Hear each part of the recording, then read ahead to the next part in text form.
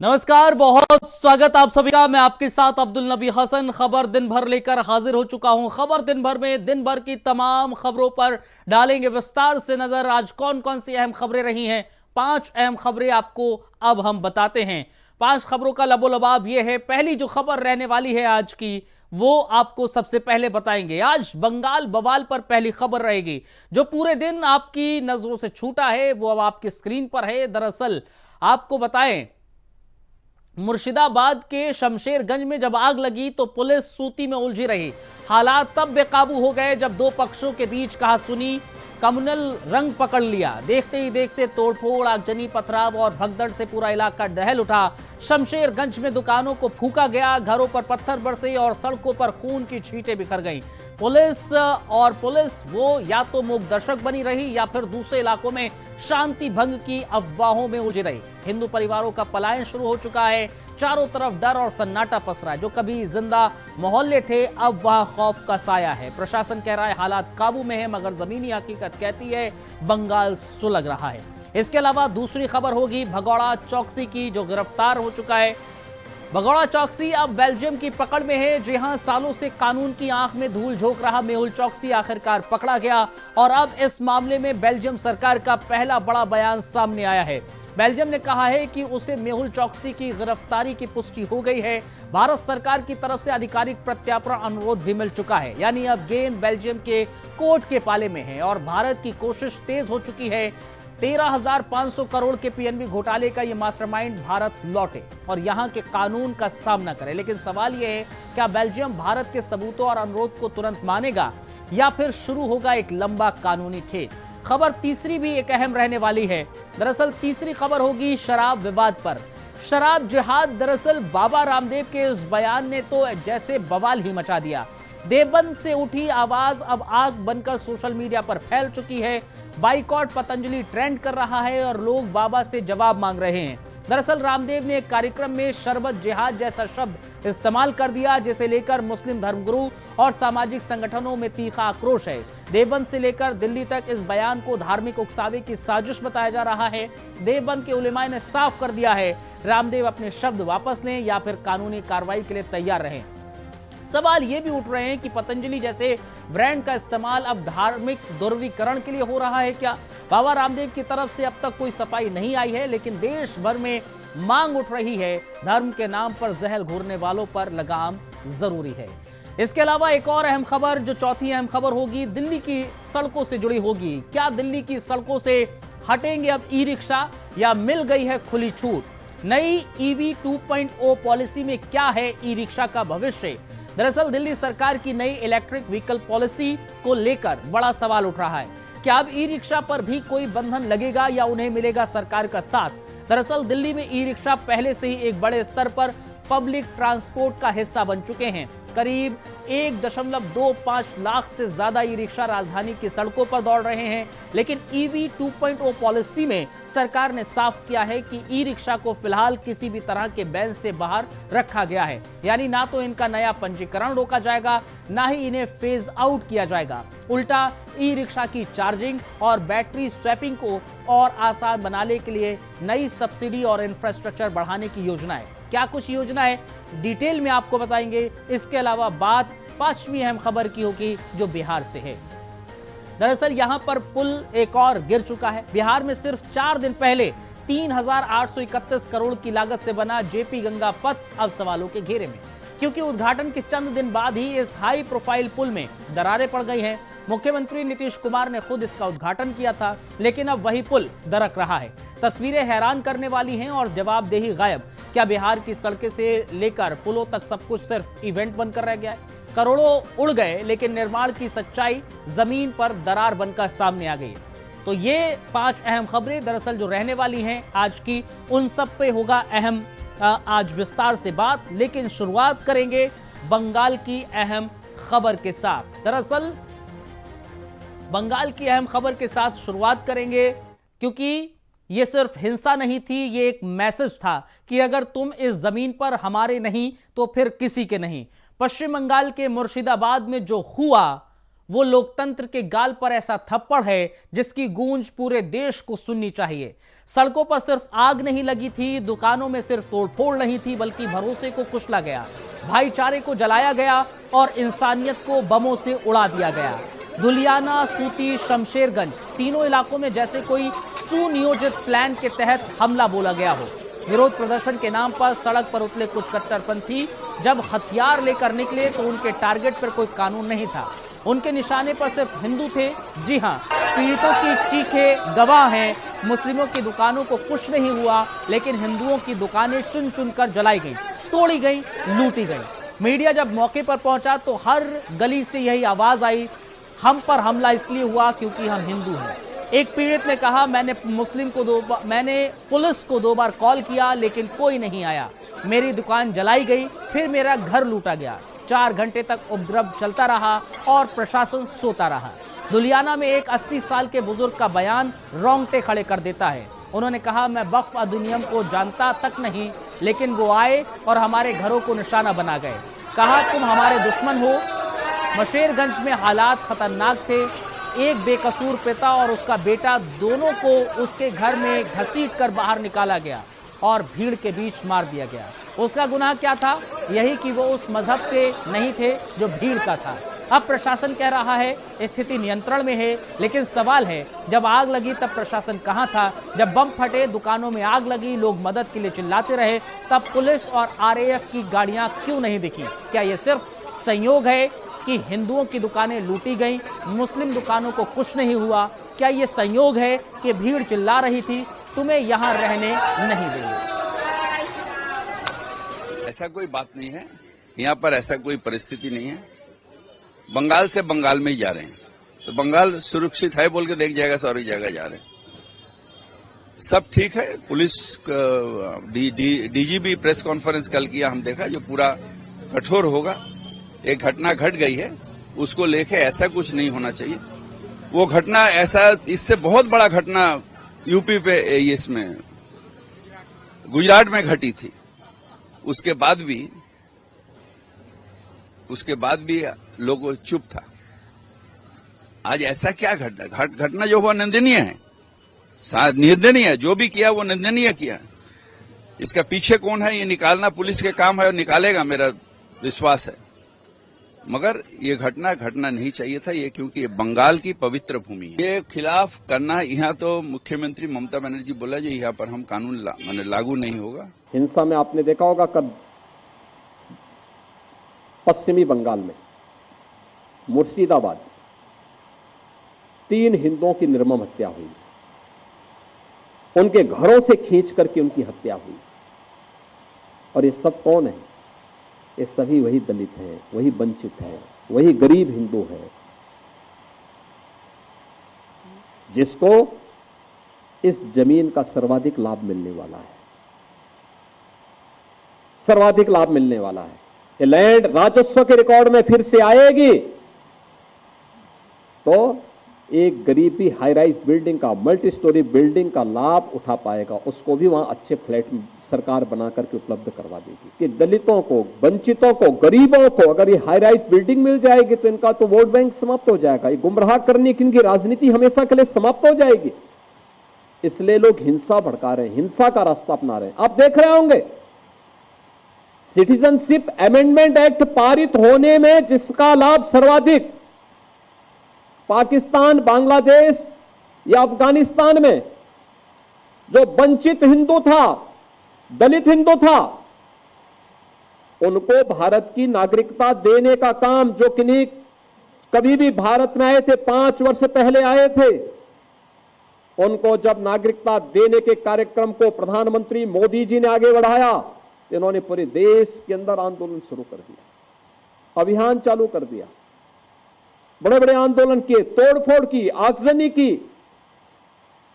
लेकिन सरकार ने भी दृढ़ता के साथ उसका सामना किया और सामना करते हुए आज इस नागरिकता देने का कार्यक्रम प्रारंभ किया। चलिए अब ग्राफिक्स के जरिए आपको बताते हैं बंगाल में आखिर क्या हुआ, कैसे हुआ। जरा समझिए ग्राफिक्स के जरिए कि किस तरह की स्थिति वहां बनती हुई नजर आई। दरअसल पश्चिम बंगाल का जब जिक्र करते हैं तो यहां पर मुर्शिदाबाद में हंगामा हुआ, करीब 150 लोगों को गिरफ्तार किया गया। अब तक का अगर जिक्र करें 150 लोगों को गिरफ्तार किया जा चुका है। इसके अलावा हिंसा में 3 लोगों की मौत की खबर भी निकलकर सामने आई। इसके अलावा अगर देखा जाए शनिवार शाम फिर से हिंसा भड़की और उसके अलावा अगर देखें धुलियाना में एक व्यक्ति गोली लगने से घायल हो गया। धुलियाना का जिक्र करें, एक व्यक्ति गोली लगने से घायल हुआ। प्रशासन ने हिंसाग्रस्त इलाकों में शांति की अपील भी की है। रविवार सुबह शमशेरगंज के धुलियाना में उपद्रवियों ने फिर से फायरिंग कर दी। बीएसएफ टीम को निशाना बनाकर फायरिंग की गई। दरअसल सूत्रों के मुताबिक 200 हिंदू घरों को यहां जला दिया गया। 200 हिंदू घर थे जिनको जलाया गया। मुर्शिदाबाद में करीब 200 हिंदू घरों को पूरी तरीके से जलाया गया। अलग अलग जगहों पर, कहीं पर गैस सिलेंडर खोलकर तो पेट्रोल डालकर आग लगाई गई। अलग अलग तरीकों से आग यहां पर लगाई गई। उपद्रवियों ने बड़ी संख्या में घरों और दुकानों में लूटपाट भी की। दरअसल ये किसी बॉर्डर पार का मामला नहीं है, ये भारत के अंदर की कहानी है। ये कश्मीर नहीं है, ये मुर्शिदाबाद है। और ये 1990 नहीं है, 2025 है। लेकिन तस्वीरें वही हैं। एक समुदाय डरा हुआ है, भाग रहा है और कह रहा है हमें सिर्फ इसलिए मारा गया क्योंकि हम हिंदू हैं। मुर्शिदाबाद जल रहा है और अब जलते घरों से उठता धुआं नहीं, पलायन करती जिंदगी दिख रही है। वक्फ कानून के विरोध के बाद भड़की हिंसा के बीच अब तक 3 हिंदुओं की जान जा चुकी है। अब हजारों जानें भाग रही हैं। जी हां, एक एक कर हिंदू परिवार नदी पार कर रहे हैं। नावों में बैठकर जान बचाने कर मुर्शिदाबाद छोड़कर मालदा पहुंच रहे हैं। छोटे छोटे बच्चे, महिलाएं, बुजुर्ग, उनके पास ना राशन है, ना छत है। बस एक डर है और एक सवाल, हमने क्या किया था। हिंदू परिवार कह रहे हैं भीड़ टारगेट कर रही थी, हमारे घरों को लूटा गया, जलाया गया, चिल्लाकर कहा गया तुम्हें यहां रहने नहीं देंगे। मालदा के एक स्कूल को अब राहत शिविर बना दिया गया। वहां बैठे लोग अब भी सहमे हुए हैं, आंखों में आंसू हैं, सवालों में आग है। क्या ये वही बंगाल है जहां लोकतंत्र के झंडे गाड़े जाते हैं? क्या ये वही भारत है जहां सभी धर्म सम्मान, सर्वधर्म सम्मान कहकर संविधान में कसम खाई जाती? अगर मुस्लिम बहुल इलाकों में हिंदू सुरक्षित नहीं है तो क्या हम फिर 1947 की ओर लौट रहे हैं? कितनी शर्मनाक बात है। एक तरफ सरकार कह रही है स्थिति नियंत्रण में है, दूसरी तरफ हिंदू परिवार पलायन कर रहे हैं। अगर वाकई कंट्रोल में होता सब कुछ तो क्या कोई अपने घर, अपनी दुकान, अपनी जमीन छोड़कर भागता?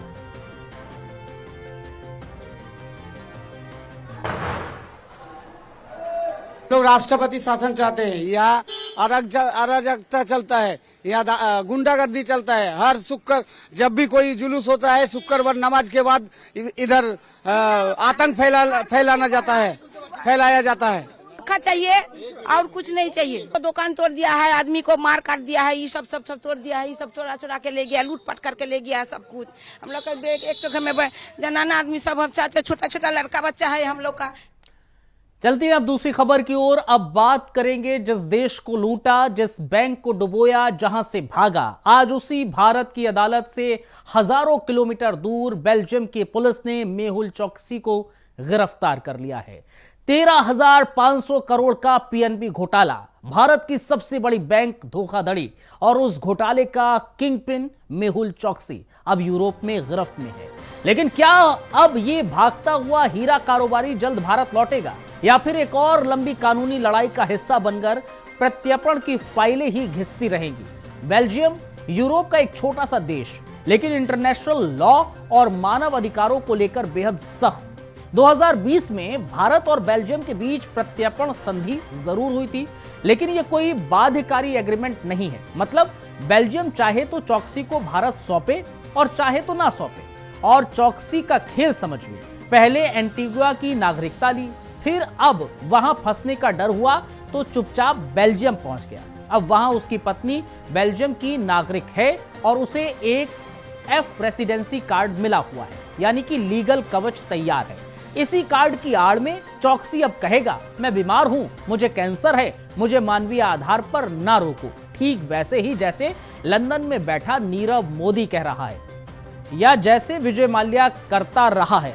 भारत को अब क्या करना होगा? बहुत कुछ। इंटरपोल से रेड कॉर्नर नोटिस फिर से एक्टिव कराना होगा, बेल्जियम की कोर्ट में काबिल वकीलों के साथ केस लड़ना होगा और सबसे बड़ा भारत को साबित करना होगा कि चौकसी को फेयर ट्रायल मिलेगा, उसके मानव अधिकारों का उल्लंघन नहीं होगा। जी हां, यह भी साबित करना होगा क्योंकि इंटरनेशनल लॉ में अपराधी के फेयर ट्रीटमेंट को बड़ी अहमियत दी जाती है। अब सवाल सरकार से है, क्या हम फिर से एक और भगोड़ा ड्रामा देखने वाले हैं? क्या चौकसी भी माल्या और मोदी की तरह, नीरव मोदी की तरह सालों तक बेल्जियम में ही बैठा रहेगा, या फिर मोदी सरकार अब तक का सबसे बड़ा प्रत्यर्पण करवा कर दिखाएगी? क्योंकि यह सिर्फ चौकसी को लाने का सवाल नहीं है, यह है 13,000 करोड़ रुपए का सवाल जो आपके टैक्स, आपके फ्यूचर और आपके सिस्टम से लूटे गए।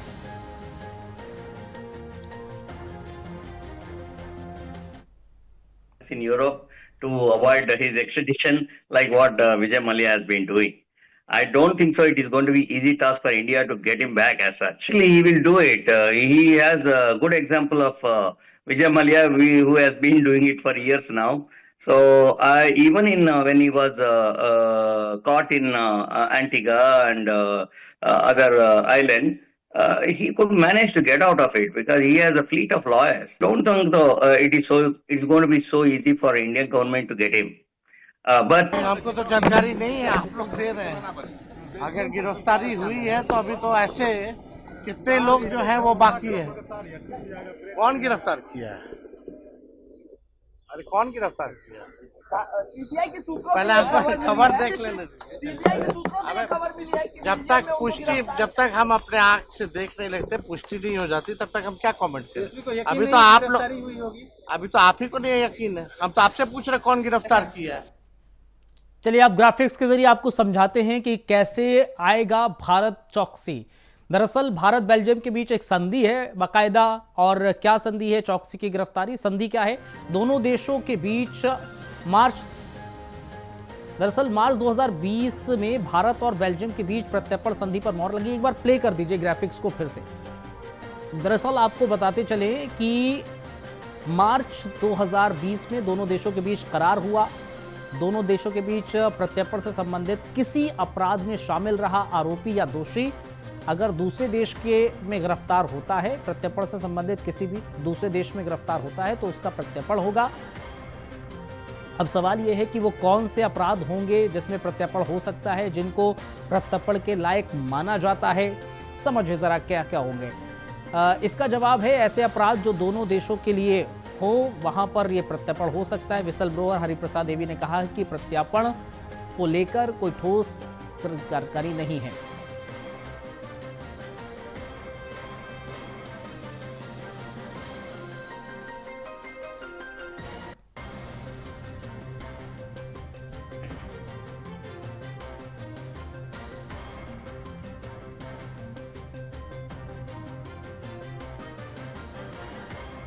दरअसल हरिप्रसाद ने जुलाई 26, 2016 को कहा था पीएनबी में चल रहे बड़े पैमाने पर घोटाले का पर्दाफाश किया गया था।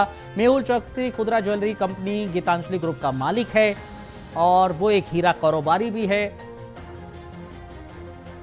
मेहुल चौकसी के अलावा उसका भतीजा नीरव मोदी भी इस मामले में आरोपी है। यह सारा घोटाला मुंबई के ब्रेडी हाउस ब्रांच से जुड़ा हुआ है। इस घटना में नीरव मोदी, मेहुल चौकसी परिवार के सदस्य, कर्मचारी और बैंक अधिकारी के खिलाफ सीबीआई ईडी मुकदमा दायर कर चुकी है पहले ही।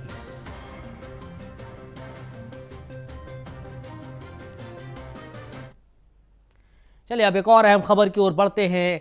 अब बात बाबा रामदेव की करते हैं। दरअसल क्या एक बोतल शरबत देश की सोच को दो हिस्सों में बांट सकती है? क्या बाजार अब धर्म की जुबान बोलने लगा है? और क्या बाबा रामदेव अब सिर्फ योग गुरु नहीं, एक धार्मिक व्यापारी बन चुके?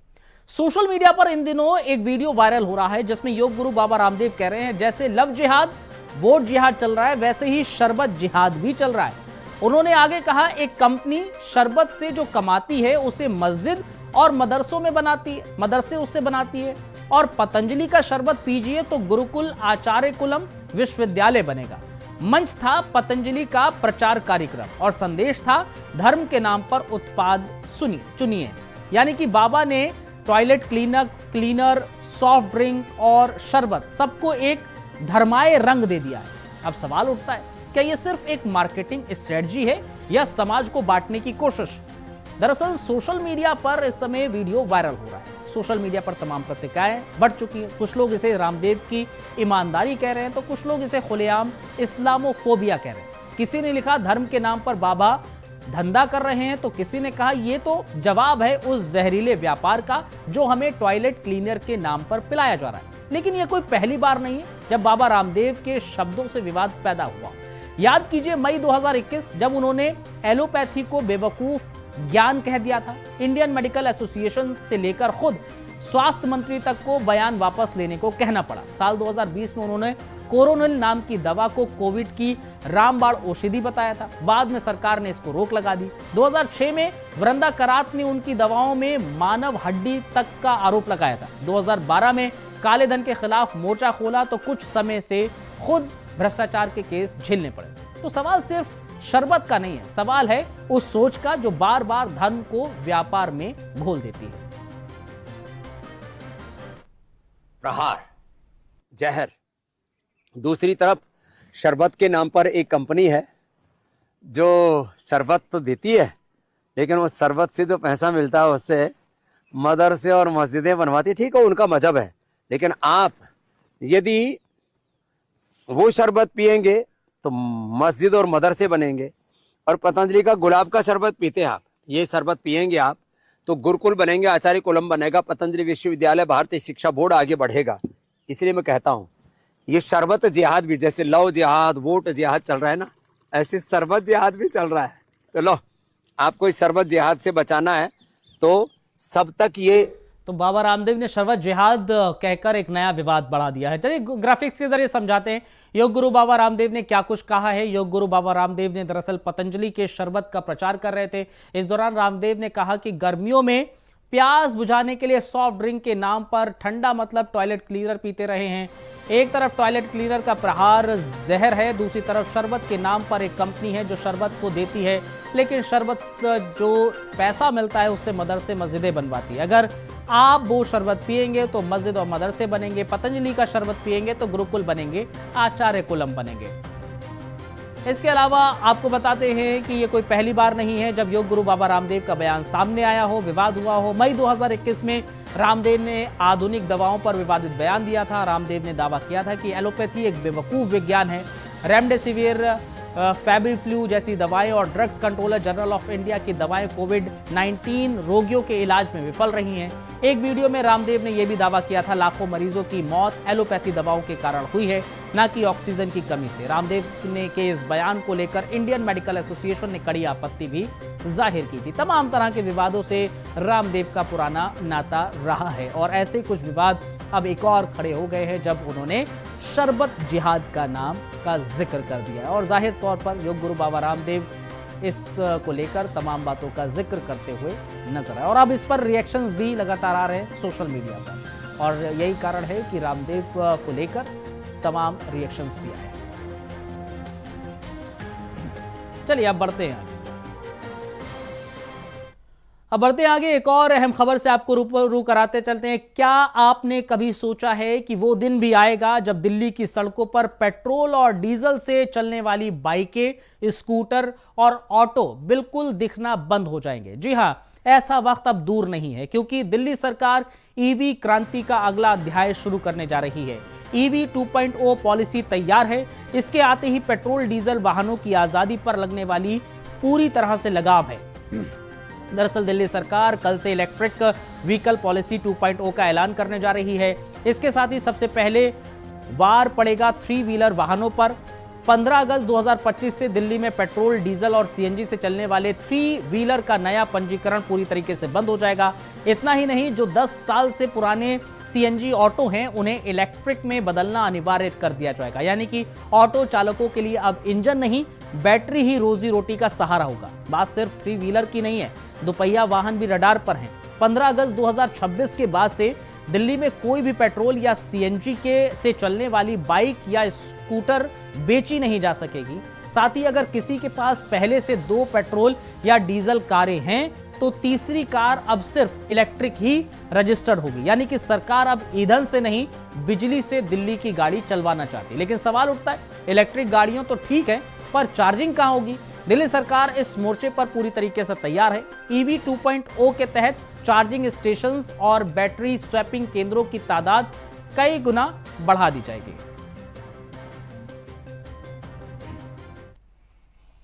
चलिए अब बात करते हैं एक और अहम खबर का। दरअसल बात अब बिहार की करेंगे। बिहार में दरअसल लगातार पुल धधक रहे हैं, टूट रहे हैं, गिर रहे हैं और अब एक और पुल ऐसी ही कंडीशन में आ चुका है।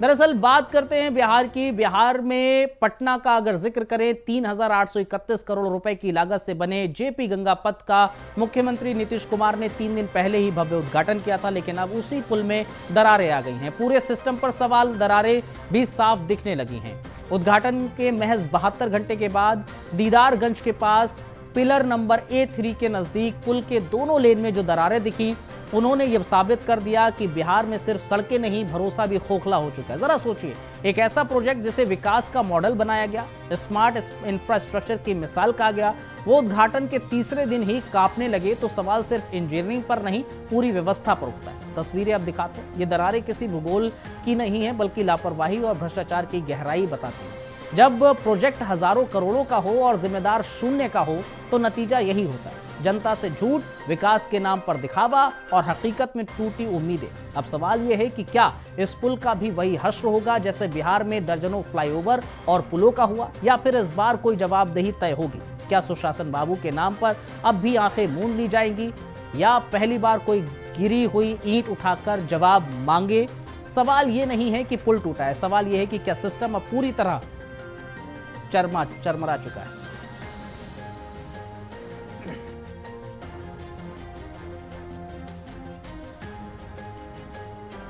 तो बाहर जाहिर तौर पर ये दरारें दिख रही हैं और ये दरारें अपने आप में बहुत कुछ बयान करती नजर आ रही हैं।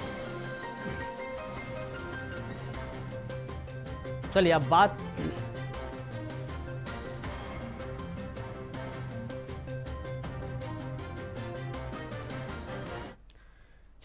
करते हैं बात पते की। आज बात पते की क्या है? दरअसल आज बात पते की है कि किस्मत कब बदल जाएगी कोई नहीं जानता, लेकिन मेहनत कब रंग लाएगी ये तय है।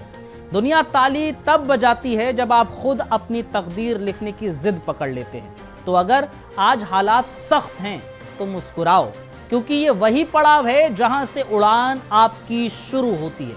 डर नहीं, भरोसा रखो खुद पर और उस वक्त पर जो तुम्हारा आने वाला है। आज बात पते की दरअसल यही है। इस बात पते की के साथ खबर दिन भर में मुझे और मेरी टीम को इजाजत दीजिए। आप बने रहिए इंडिया वॉइस के साथ। खबरों का सिलसिला यहां जारी रहेगा।